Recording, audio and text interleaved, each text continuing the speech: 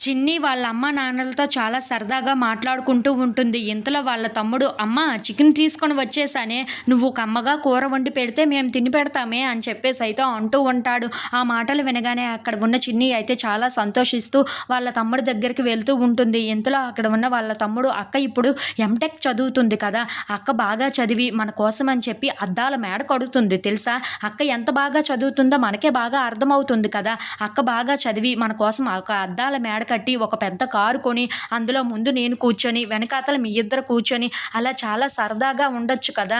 అక్క మన కోసం చాలా చేస్తుంది, తర్వాత కూడా బాగా చేస్తుందన్న విషయం నాకైతే అర్థమవుతుంది. అలా నాకు చాలా సంతోషంగా ఉంది. మనం చాలా పెద్దవాళ్ళం, ఒక్కొక్క మెట్టు ఎక్కుతున్నామని" అని చెప్పేసి అయితే అంటూ చాలా సంతోషంగా మాట్లాడుతూ ఉంటాడు. ఆ మాటలు వినగానే అక్కడ ఉన్న చిన్ని అయితే, "సరేరా నీకోసం అని చెప్పి ఒక పెద్ద కారే కొంటాను, అలాగే అమ్మా నాన్నల్ని కాలు కింద పెట్టుకొనివ్వకుండా అంత ప్రేమగా చూసుకుంటాను, నేను మాట ఇస్తున్నాను" అని చెప్పేసి అయితే చిన్ని అంటూ ఉంటుంది. ఆ మాటలు వినగానే అక్కడ ఉన్న చిన్ని వాళ్ళ ఫ్రెండ్ అయితే, "అదేంట్రా మరి నన్నెక్కడ కారులో కూర్చోమంటావు? నువ్వేమో ముందు కూర్చుంటానంటున్నావు, మీ అమ్మ మీ నాన్నలేమో వెనక్కి కూర్చుని పెడతానంటున్నావు, మరి నేనెక్కడ కూర్చోవాలి" అని చెప్పేసి అయితే అడుగుతూ ఉంటుంది. ఆ మాటలు వినగానే అక్కడ ఉన్న వాళ్ళ తమ్ముడు అయితే, "నువ్వు ఎక్కడ కూర్చుంటావా, డిక్కీలో కూర్చో" అని చెప్పేసి అయితే అంటూ ఉంటాడు. ఆ మాటలు వినగానే అక్కడ ఉన్న వాళ్ళందరూ అయితే ఒక్కసారిగా నవ్వుతూ ఉంటారు.